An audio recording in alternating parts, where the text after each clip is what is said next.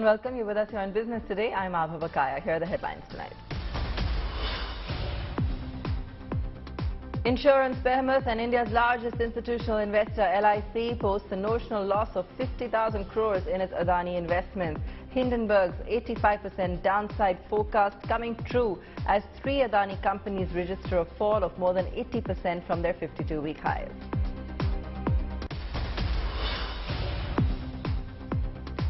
Market exhibits the worst losing streak in 5 months. Benchmark indices struggle for direction amid volatile moves. 5th consecutive day of declines, with both Nifty and Sensex closing the day largely flat below key levels. Global inflation will remain higher than pre-pandemic levels, warns Finance Ministry. As per the ministry's monthly economic review, the prime reason for the downward outlook is the geopolitical environment, which remains fraught. Ministry also believes that crude will remain higher than pre-pandemic levels.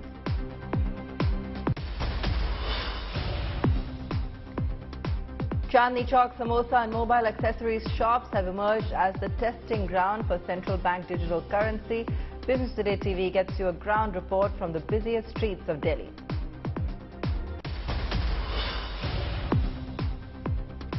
Good news coming in for India Inc. employees. Aon's 28th annual survey shows that employees are likely to get double-digit salary hikes in 2023 for the 2nd year in a row.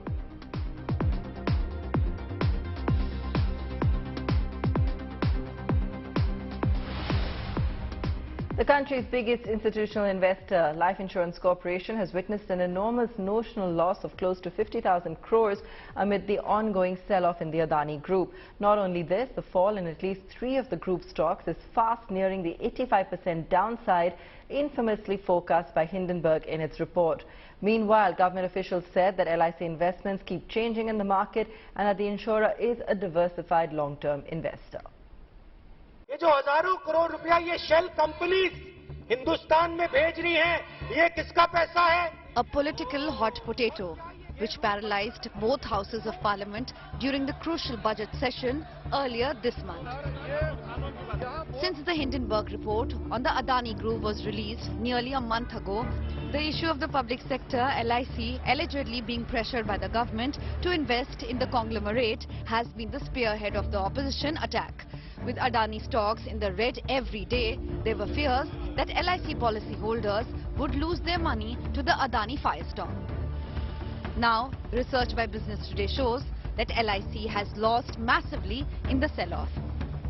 The state-owned life insurer notional loss stands at a staggering 49,728 crore rupees this year. The maximum notional loss of 19,000 crores in the Adani Total Gas, followed by the flagship Adani Enterprises of nearly 12,000 crore.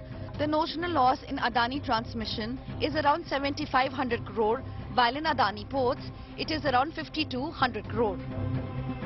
Importantly, the calculation does not include LIC's stake in 3 companies, Adani Wilmar, Adani Power and NDTV, because either LIC may not hold a stake or the shareholding is below the 1% threshold for disclosure norms. Meanwhile, at least one of the allegations of Hindenburg research may be coming true. The short seller had alleged that there was 85% downsize to 7 shares of Adani Group. Adani Green Energy has slipped 83% from its 52-week highs. Adani Transmission is down 82%, while Adani Total Gas is down more than 80%. The sell-off continued today in group companies, with 8 of the 10 stocks in the red. The group lost 20,000 crore in market cap today, taking the total value erosion since 25th of January to 11.85 lakh crore rupees. There are meanwhile fears that the Adani debacle may scare off FII investment from the Indian bourses. The recent sell-off on Dalal Street has already pushed India to the 7th place in market capitalization after the United Kingdom. With Rahul Oberoi, Bureau Report, Business Today Television. Well, that's right, Abha. It seems like Hindenburg's 85% downside warning is actually coming true. In less than a month's time, since the short seller Hindenburg research on January 24th had warned investors of this 85% potential downside in some of the Adani Group stocks, citing sky-high valuations, 3 of the group names, Adani Total Gas, Adani Transmission and Adani Green Energy are close to breaching that mark. Adani Green Energy has crashed 83.2% from its 52-week high levels today. Also, Adani Transmission has tanked 82.3% from its own 52-week high levels. Adani Total Gas has corrected 80.2% from its 52-week highs too. Remember that Hindenburg in its report had mentioned that 7 stocks from the Adani Group are 85% overvalued. The stock prices of all the 10 Adani Group companies have been sliding ever since January 25th, since the time Hindenburg research report had come out. They are now down anywhere between 37% to over 83%, and 3 of which are at a striking distance of the valuation warning mentioned by Hindenburg now. 5th straight session of declines amid concerns of further rate hikes from the U.S. Fed. Meanwhile, foreign outflows and a mixed trend in the U.S. market continue to dampen investor sentiment. Benchmarks closed the session on a flattish note. The Nifty closed just above those 17,500 levels, while the Sensex ended the session with a 140-point cut below 60,000. Flat moves on the broader markets as well. Take a look at some of those movers and gainers. Hindalco, Coal India, Axis Bank, JSW Steel, Tata Motors, some of the movers on the index today. And on the downside, we had Asian Paints, L&T, Titan, Divi's Labs and IndusInd Bank with cuts of 1 to 3%. The government and RBI's efforts to rein in inflation could take a hit with the El Nino weather conditions likely to return this year. According to the Finance Ministry's January economic review, the El Nino weather conditions could weaken monsoons, resulting in lower agriculture output and higher prices. Some other bad news as well, with global inflation likely to remain higher than in the pre-COVID period. The economic review also flagged tepid growth in exports this year as a concern. Among the big positives, the report expects global inflation to moderate gradually over the year. In India, despite the El Nino, record wheat, rice and pulses output will rein in food prices, lowering the inflation risks for the country this year. The report expects external deficits to pose lower risks this year, helping the Indian economy achieve 7% growth in 22-23. As inflation risks for the new financial year starting April have likely receded for India, but predictions of the return of El Nino weather conditions could presage a weaker monsoon that may lead to lower farm output and higher price. PTTV Managing Editor Siddharth Rabi caught up with Aurodit Nandi, India economist and Vice President Nomura India. Listen into this conversation. The latest Finance Ministry review, the monthly economic review, what do you see they have said about inflation and the outlook? So, I mean, the government and the RBI have, in our perspective, a slightly more optimistic view of output. So the projection is around 6.4%, and I know sometimes the estimate, in fact, even goes, the upper bound of that estimate is almost 7%. We have a more grim outlook. So we have GDP growth at 5.3% for FY24. So what's happening on the growth side in our perspective? One, consumption has somewhat improved in January from December, but again, if you compare it from November levels, it's sort of been flattish. On the other hand, we've had investments doing a bit better, investments and the industrial sector. But again, if you look at it from how it's performing vis-a-vis pre-pandemic levels, it's kind of been flat. The two areas that seem pretty vulnerable at this point, one is the external sector. Now, we had the trade deficit number for Jan some time back, and one of the things we saw was trade deficit crash down to around $17 billion. And what got this crashing down? Well, one, imports fell and exports fell. And both of these kind of give you a flavor of the extent of global and domestic slowdown which we are currently facing. And it's very interesting to see that actually the pace of fall in imports is steeper than that of exports. So imports is typically linked to domestic demand, right? And exports is linked to global demand. There's of course price impacts also there, but I think what's interesting is that the fact that core imports have fallen so drastically, more than that of exports, kind of would suggest that the inherent domestic demand within the system is probably a bigger drag at this point than what global conditions are causing on the export side. The other point which I think is very interesting is we keep talking of services, and we keep talking of, look, I went on an aeroplane and seats were full, and I went to a place and all the hotels are booked. But when you look at the hard data on services was around 4 to 5 percentage point above pre-pandemic level as of mid-2022. This is the high frequency monthly data. That has fallen below pre-pandemic levels currently. So what we've observed is that there was a post-pandemic boom in services, right? So the economy opened up, India's services did well, and now it's been slowly, sequentially moderating across the months. So overall, I think the overall conditions for India's growth, I think as of now, they are stable. Okay. The reason why we are a little worried about going forward is, one, despite the positive global data that you see now, we still have in our base case a recession in developed markets that will hit exports, that will hit the capex. Mind you, overall private sector capex hasn't really improved as much as one would have liked for India. Secondly, let's not forget the RBI has hiked tremendously over the past 10 months, right? So almost every policy meeting, we've seen 50, then 35, then 25. So the impact of this on growth and then on inflation has yet to be felt. So there's also the lagged impact of monetary policy tightening that's got to hit growth. So all those put together, even though India's fundamentals are pretty strong, for this year, for FY24, we have a more bearish outlook at 5.3%. The Reserve Bank of India is conducting trials of the central bank digital currency, or the e-rupee, across 5 cities in association with 8 banks. Business Today Television visited the oldest lanes of Delhi, Chandni Chowk, where merchants are opting for CBDC as one of the payment modes. Karishma Sadani brings you the story. Well, the CBDC, or central bank digital currency, is a form of digital currency that is issued and backed by India's central bank, that is Reserve Bank of India. Unlike cryptocurrencies, the CBDC is centralized and regulated by the government.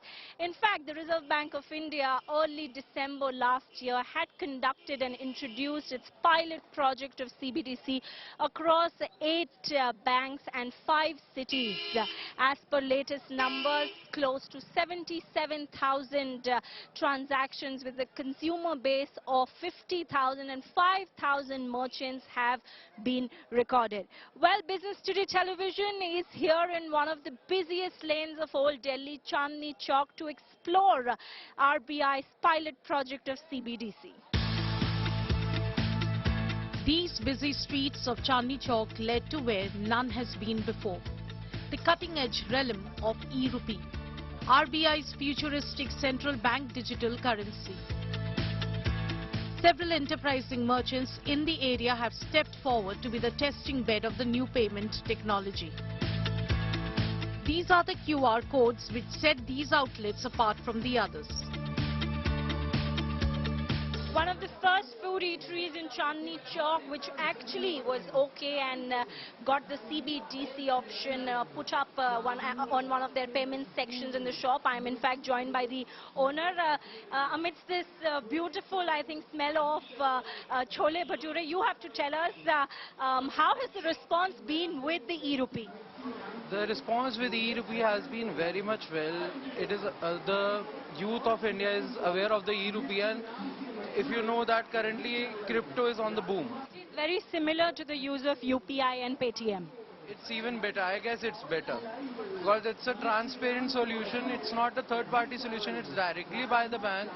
So one is not in a worry that I'll get be cheated or I'll get be frauded. The delicious aromas of the area do not take away from the fact that this is also one of the busiest commercial hubs of the country. an area ripe for the RBI to test its e-rupee. Joining me is yet another owner of a small enterprise of mobile and electronics. Sir, कब लगा ये CBDC इधर आपके shop पे? कब हो गए? दो ढाई महीने हो गए इसको। 2-2.5 महीने हो गए। 2-2.5 महीने में कितने कस्टमर आ पाए? मुश्किल है 2 या 4। 2 या 4। और दिक्कत ऐसी क्यों लग रही है इसमें? किसी कस्टमर पे है नहीं ना ये ऐप अगर किसी कस्टमर में इंस्टॉल होगी तभी तो यूज करेंगे उसको, उनको पता ही नहीं इसके बारे में। ये है और कुछ नहीं इसके अंदर। ज़्यादा यूज तभी होगा जब कस्टमर के अंदर मोबाइल में ऐप होगी, तो तभी उसको यूज करना ही नहीं आया कि कैसे यूज करेगा। अब कस्टमर क्या करेगा, कस्टमर को डिपेंड करता है कस्टमर कौन सा क्या यूज कर रहा है। कस्टमर कभी गूगल पे यूज कर लेता है, कहीं फोन पे यूज कर लेता है। अब इसको यूज करना आता ही नहीं ज़्यादातर, आपको टाइम लगेगा भाई इसको चालू करने में। 2 या 4 कस्टमर आए थे, क्या वो इजीली यूज कर पाए थे? हाँ, ज़्यादा ट्रांजेक्शन लंबी नहीं थी, उनको 20-50 रुपए की ट्रांजेक्शन करी थी उन्होंने, ज़्यादा लंबी ट्रांजेक्शन नहीं करी उन्होंने। है तो वैसे यूपीआई जैसे ही? यूपीआई जैसे ही है वैसे। इसमें जैसे यूपीआई करते हैं हम ट्रांसफर, वैसे ही इसमें ट्रांसफर हो जाता है और कुछ नहीं। वो हमारे मैसेज आता है बैंक से कि आपके पैसे आ गए हैं, क्रेडिट हो गए हैं, मतलब कैश क्रेडिट हो गया एक तरह का, ऐसा होता है। ये थोड़ा सा अलग टाइप का, वैसे तो यूपीआई जैसा ही है, लेकिन ये समझो एक नोट फॉर्म हो गया है जो आपके मोबाइल में आ जाता है। तो उम्मीद यही है कि और कस्टमर इस पर आए, क्योंकि अब बिल्कुल बढ़िया रहेगा इसके लिए। कोई पेमेंट हमारी सीधे अकाउंट में भी आ सकती है, ट्रांसफर कर सकते हैं, कैश की तरह हम अकाउंट इसमें वॉलेट भी रख सकते हैं इसके अंदर, ये है इसके अंदर। Well, you have heard from the merchants that slowly and steadily this is picking up. Of course, what is lacking is the awareness, but keeping in mind that this is just a pilot project with RBI's further expansion across more cities and roping in more banks, it looks like this could definitely set off the digital economy expansion and vision that the government is aiming at. Reporting in New Delhi, I am Karishma Sadani with cameraman Abhishek Singh for Business Today Television. EdTech unicorn Byju's is allegedly mulling shutting down one of its acquisitions, White Hat Junior. Sources told Business Today TV that Byju's is taking this step to cut cost amid its bid to reach profitability by March 2023. This comes after reports that the EdTech major is planning an 8,000 crore rupee IPO for its subsidiary Akash Institute this year. Business Today TV's Akanksha Chaturvedi gets us more details. Well, EdTech company Byju's is planning on shutting one of its acquisitions, White Hat Junior, and this is what we've learned from our sources. Our sources say that the company is doing this to become profitable in the next few financial years, and White Hat Junior has been driving its losses. So as per Byju's financial statements for the year FY21, these are the last financial statements in the public record, the company had a loss of over 4,500 crore rupees. And a major driver of this loss was White Hat Junior.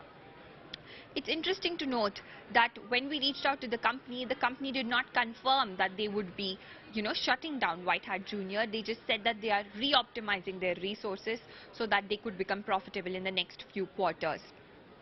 What's unfortunate is the fact that thousands of people are employed at White Hat Junior, and it would be really, really unfortunate to see them lose their jobs, because as we've known Byju's track record so far, they've let go of thousands of people, and it's going to be interesting to see where they find a job, especially in this climate where tech and startups are letting go of people everywhere. Back to you. Salaries in India are again expected to grow in double digits this year. The annual salary survey by global professional services firm Aon has forecast a 10.3% salary rise in India despite economic uncertainties. The figure is, however, a tad lower than the 10.6% forecast last year. This salary increase is the highest among the big nations, with US showing a 5.2% rise, the UK showing a 4.8% rise, and Japan 3.7%, China over 6%. In India, the maximum increments are expected in the technology, platform and product segment, followed by the e-commerce sector.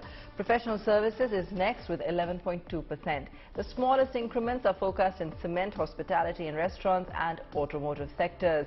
My colleague Sakshi Basra caught up with Rupang Chaudhary, partner Human Capital Solutions Aon, to understand these insights better. See, the fact is a lot of uncertainty is globally, not so much in India. India still seems to be a little away from the whole recessionary outlook. Having said that, many sectors in India which have a strong linkage to global sectors, for example, IT services, financial services, professional services, are a little lower than what we have seen them to be in the past. But sectors like manufacturing, automotive, hospitality, telecom, cement which were lower in the past but are very strongly driven by domestic demand, have projected higher numbers. So they are sort of offsetting the numbers that had fallen for the globally aligned sectors, and which is why we are seeing a pretty healthy number. At the same time, attrition has remained to be very, very high, 21%. Whenever there's high attrition, there's higher inflation, and businesses are doing well, at least in some sectors, the numbers keep going up, and which is where you see the 10.3% number.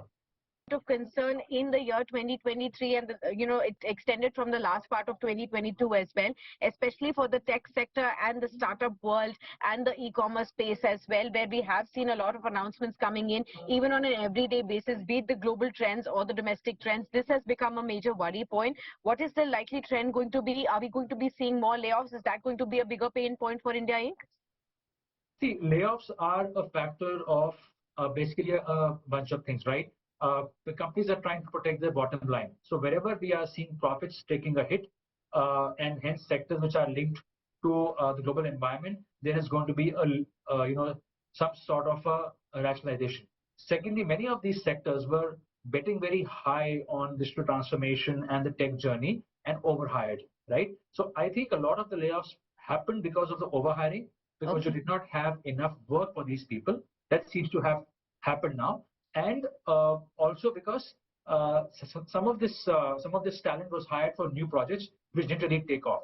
The fact is that this talent is now being taken away by other sectors, so they have a place to go to. And I think we have already seen most of the layoffs which have happened as companies start focusing on corporate profits, which is now really happening, right? The layoffs are likely to sort of stabilize, but you'll also not see rampant hiring that happened in the past, because companies have learned their lesson of not overhiring and only hiring for their manpower's requirement.